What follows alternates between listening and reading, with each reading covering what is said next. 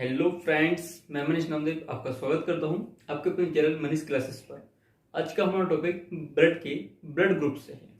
तो इससे पहले हम ब्लड के पार्ट 1 और पार्ट 2 कंप्लीट कर चुके हैं। ये इसका पार्ट 3 है जिसमें हम समझेंगे ब्लड ग्रुप के बारे में। चलिए बिना किसी देरी के वीडियो को स्टार्ट करते हैं।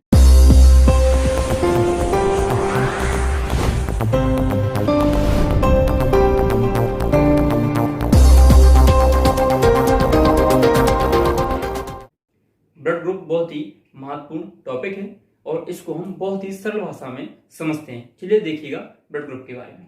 तो जैसा हम जानते हैं कि ब्लड ग्रुप की खोज लैंडस्टीनर एवं बीनर ने की थी। तो कॉम्पिटिटिव एग्जाम के लिए ये पूछ लिया जाता है कि ब्लड ग्रुप की खोज किसने की थी, तो लैंडस्टीनर एवं वीनर ने की थी।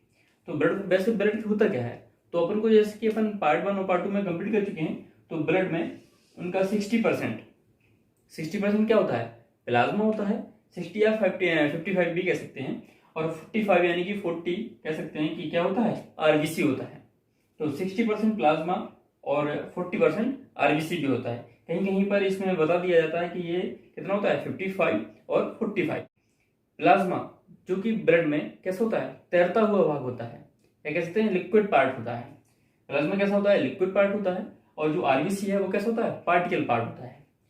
तो यहाँ पे देखिएगा, जो प्लाज्मा यानी कि जो लिक्विड वाला पार्ट है, इसमें एक विशेष प्रकार की प्रोटीन पाई जाती है जिसे एंटीबॉडी कहते हैं। दो विशेष प्रकार की होती हैं एंटीबॉडी। कैसी होती हैं, एक स्मॉल ए और एक स्मॉल बी, यानी कि दो विशेष प्रकार की एंटीबॉडी प्रोटीन होती हैं, एक स्मॉल ए और एक स्मॉल बी। जो कि इसका शेप ऐसा होता है बाई के आकार का, वो अपन देखते हैं अभी आगे। और जो आरबीसी है इसमें बहुत सारे पार्ट भी होते हैं, एंटीबॉडी, ल्यूकोसाइट्स, डब्ल्यूबीसी, बहुत सारी। तो वो पार्ट में अपन पहले कंप्लीट कर चुके हैं। तो इसमें देखिएगा, जो अपना आरबीसी है यानी कि जो पार्टिकल पार्ट है यानी कणों वाला, तो उसमें क्या होता है, एंटीजन होता है। एंटीजन कैसे होते हैं, ए और बी, कैपिटल ए और कैपिटल बी। एंटीजन के आधार पर ही हम लोग क्या करते हैं, ग्रुप की जांच करते हैं। यानी अगर कभी क्वेश्चन पूछ लिया जाता है कि ब्लड में उपस्थित कौन सा पार्ट यानी प्लाज्मा यानी आरबीसी, कौन सा पार्ट क्या करता है, ब्लड ग्रुप को जानने में मदद करता है, तो अपन कह सकते हैं कि आरबीसी यानी कि एंटीजन वाला पार्ट जो है वो ब्लड ग्रुप को जानने में हमारी मदद करता है। जबकि जो प्लाज्मा है वो केवल एंटीबॉडी को प्रदर्शित करता है। चलिए देखिएगा ब्लड ग्रुप के बारे में। तो अपन को ऐसा पता है कि जो आरबीसी होती है वो कैसी होती है, गोल होती है, और बीच में कैसी होती है, चपटी होती है। तो देखिएगा आरबीसी के बारे में, जैसे कि जो ब्लड है उसमें आरबीसी होता है यानी पार्टिकल वाला पार्ट, और जो प्लाज्मा यानी लिक्विड वाला पार्ट, दोनों ही पार्ट होते हैं। तो जैसे अगर किसी व्यक्ति का ब्लड ग्रुप क्या है, ए है, तो अपन कैसे पता करेंगे कि ब्लड ग्रुप का ए है। तो देखिए बहुत ही सरल भाषा में करते हैं। तो उस आदमी का ब्लड ग्रुप जिसका ए है, उसका ब्लड 2 बूंद उसकी ब्लड लेंगे और स्लाइड पर रखकर क्या करेंगे, उसको दूसरी साइड से पतला करेंगे, और पतला करने के बाद माइक्रोस्कोप की सहायता से देखेंगे। अगर उसमें उसके आरबीसी में उपस्थित अगर त्रिभुज के आकार की संरचना दिख रही है, तो उसका ब्लड ग्रुप कैसा है, ए है। कैसा है, ए है। अब जो ब्लड है, ब्लड में क्या होता है, प्लाज्मा पार्ट यानी लिक्विड पार्ट होता है, और पार्टिकल पार्ट यानी आरबीसी होता है। तो आरबीसी क्या है, आरबीसी का एंटीजन क्या है, ए है। तो यानी ब्लड ग्रुप कैसा हो गया, ए हो गया। और जो इसमें एंटीबॉडी है प्लाज्मा वाले पार्ट में, वो कैसा है, कर्व के आकार में है, यानी कि बी के आकार में है। तो क्या होगा, बहुत ही प्रकृति यहाँ पे बहुत ही समझने वाली बात करी है। देखिएगा बहुत ही अच्छी बात है कि जो उसमें जो एंटीजन है वो तो अपना क्या है, ए है, और जो इसके बाई के आकार का है वो क्या है, एंटीबॉडी। तो जो एंटीबॉडी है वो कर्व के आकार का है, यानी कि इसके एंटीबॉडी जो है इसमें एंटीजन में फंसेगा, नहीं फंसेगा। अगर इसका एंटीजन कैसा होता, ऐसे होता, त्रिभुज के आकार की खांच होती इसमें, तो ये इसके सर पे फंस सकता था। लेकिन प्रकृति बहुत ही अच्छा नियम अपनाए हैं, क्योंकि अगर किसी की आरबीसी का क्या है, एंटीजन ए है, तो उसकी एंटीबॉडी कैसी होती है, बी होती है, ताकि ये इसमें फंसे ना। अगर फंस जाएगा तो ब्लड का सर्कुलेशन यानी कि ब्लड का बहना बंद हो जाएगा। इसलिए इसका एंटीबॉडी कैसा होता है, कर्व के आकार का, यानी कि कैसा होता है, बी होता है। अगर किसी का ब्लड ग्रुप बी है, तो उसकी आरबीसी की बाहरी संरचना में कर्व के आकार का क्या देखिएगा, ये देखिएगा कर्व दिख रहा है आपको, कर्व के आकार का। जैसे बी कैसा बनता है, ऐसा बनता है ना, तो कर्व के आकार का बनता है। तो कर्व के आकार का बनता है, तो इसे क्या कहते हैं, बी कहते हैं। तो अगर किसी आरबीसी में उसकी ऊपरी यानी बाहरी संरचना में कर्व के आकार का अपन को संरचना दिखती है तो उसे अपन ब्लड ग्रुप कैसे कहेंगे, बी कहेंगे। और बी के अपोजिट यानी कि ए, स्मॉल ए, इसमें क्या होगा, एंटीबॉडी होगा।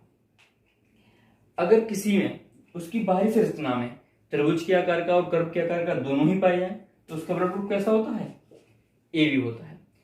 अब देखिएगा यहाँ पे इसमें ए और बी दोनों ब्लड ग्रुप होते हैं, यानी कि ए बी में दोनों ही संरचनाएं होती हैं, तो इसमें कोई भी एंटीबॉडी नहीं पाया जाता है। अब कहेंगे कैसे, तो ऐसे, अगर इसको एंटीबॉडी कैसा दे दें, कर्व के आकार वाला दे दें यानी कि बी वाला दे दें तो वो इसकी बी वाले में फंस जाएगा। और अगर इसको ए वाला कर दें, अगर इसको त्रिभुज के आकार का एंटीबॉडी दे दें यानी ए एंटीबॉडी दे दें तो वो इसमें फंस जाएगा। अतः जो प्रकृति है बहुत ज्यादा होशियारी किया है, देखो इसमें कोई सा भी एंटीबॉडी पाया ही नहीं जाता। पाया जाता है, नहीं पाया जाता। अब यहाँ पे देखिएगा तो अच्छा, वैसे मैं यहाँ पे कह रहा हूँ एंटीबॉडी, तो एंटीबॉडी का क्या कार्य है, एंटीबॉडी का कार्य होता है रोगों से रक्षा करने का। अब इसमें एंटीबॉडी तो पाया नहीं जाता, यानी कि ए बी ब्लड ग्रुप वाले ज्यादातर बीमार रहते हैं। अपने अगले ब्लड ग्रुप की बात करते हैं तो ब्लड ग्रुप आता है ओ। तो इसके बाहरी संरचना में ना ही ए एंटीजन पाया जाता है और ना ही बी एंटीजन पाया जाता है, या कह सकते हैं कि जब दोनों ही नहीं पाया जाता है तो क्या कहते हैं अपन उसको, शून्य कहते हैं। इसलिए इसको यहाँ पे ओ से दर्शाते हैं कि जब दोनों ही ब्लड ग्रुप ना पाए जाए तो क्या होता है, ओ होता है। लेकिन ओ वाले ब्लड ग्रुप में दोनों एंटीबॉडी पाए जाते हैं, अपने यहाँ पे बी वाला भी और यहाँ पे ए वाला भी। अब अपन कहेंगे यहाँ इसमें दोनों क्यों पाए जाते हैं, क्योंकि जो बी वाला है, अब जिसमें कोई बाहरी संरचना में होता ही नहीं है तो बाहरी संरचना इसकी है ही नहीं, तो बी वाला भी यहाँ पे फंसेगा नहीं और ए वाला भी फंसेगा नहीं, यानी ब्लड का सर्कुलेशन बराबर चलता रहेगा। ओ वाले में दोनों ही एंटीबॉडी पाए जाते हैं, यानी ओ वाले ब्लड ग्रुप वाले बहुत कम बीमार पड़ते हैं।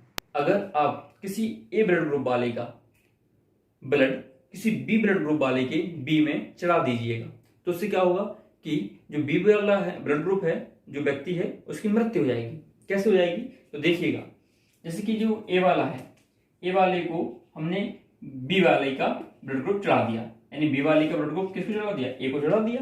तो इससे होगा क्या, तो इसका जो एंटीबॉडी है, बी वाले का जो एंटीबॉडी है यानी ए, तो वो इसकी ऊपरी वाली संरचना में फंस जाएगा और इसका जो बी है वो इसकी ऊपरी वाली संरचना में फंस जाएगा। यानी जब इनमें फंस जाएंगे तो इसमें क्या होगा, ब्लड सर्कुलेशन हो ही नहीं पाएगा। जब ब्लड सर्कुलेशन नहीं हो पाएगा यानी ब्लड बह नहीं पाएगा तो रोगी की, या कह सकते हैं कि व्यक्ति की मृत्यु हो जाएगी। तो इसलिए ब्लड ग्रुप ए वाले को ए दिया जाता है और बी वाले को बी दिया जाता है। अब हम देखते हैं कि आरएच फैक्टर क्या होता है। तो देखिएगा आरएच फैक्टर के बारे में, तो जो वैज्ञानिक थे अपने बीनर, उन्होंने एक बहुत ही जो उनकी संरचना थी, किसकी, जो आरबीसी की संरचना थी, उसमें एक चौकोर आकृति देखी।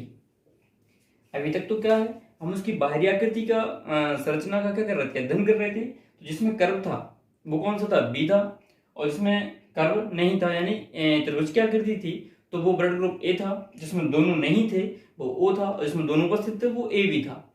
लेकिन इनमें एक अलग से संरचना देखी, एक चौकोर संरचना देखी। इसे क्या कहते हैं, इसे आरएच फैक्टर कहते हैं, यानी आरएच फैक्टर इसमें उपस्थित है। इसे आरएच फैक्टर क्यों नाम दिया, तो यह इसलिए नाम दिया क्योंकि जो अपने वीनर वैज्ञानिक थे उन्होंने रीसस बंदरों में इसकी संरचना को देखा।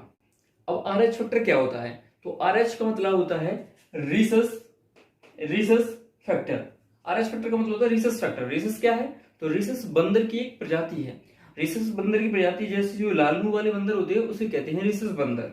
तो उन बंदरों की आरबीसी में उन्होंने एक संरचना देखी। कैसी संरचना, तो जैसी ऐसी संरचना जैसे कि अभी तक हम क्या देख रहे थे कि अगर उनमें कोई त्रिभुज वाली आकृति है तो उनका ब्लड ग्रुप कैसा है, ए है। कर्व वाली आकृति है तो कैसा है, बी है।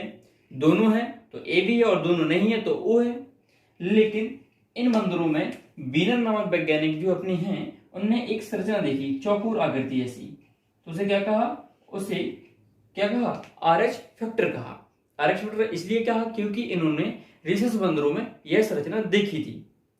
तो रीसस बंदरों का यानी कि आरएच ले लीजिए, तो इसे आरएच फैक्टर कहा। अब उन्होंने एक बंदर में देखी जिसका ब्लड ग्रुप ए था, उसमें ये संरचना दिखी।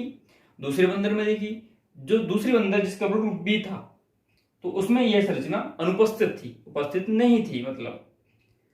तो ऐसा उन्होंने दिमाग में उनके एक प्रश्न उठा कि ऐसा क्यों हो रहा है।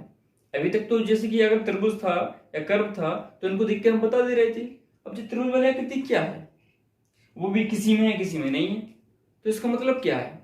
तो उन्होंने एक अच्छा सिद्धांत के अनुसार अपना नियम दिया, देखिएगा यहाँ पे।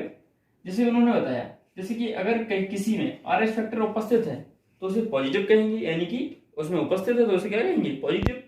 किसी में अगर अनुपस्थित है यानी कि नहीं है तो उसे कहेंगे नेगेटिव। अब पॉजिटिव नेगेटिव कैसा, तो जिनमें ये RH फैक्टर है वो पॉजिटिव यानी कि उपस्थित है तो पॉजिटिव, और जिनमें नहीं है उसे क्या कहेंगे, नेगेटिव।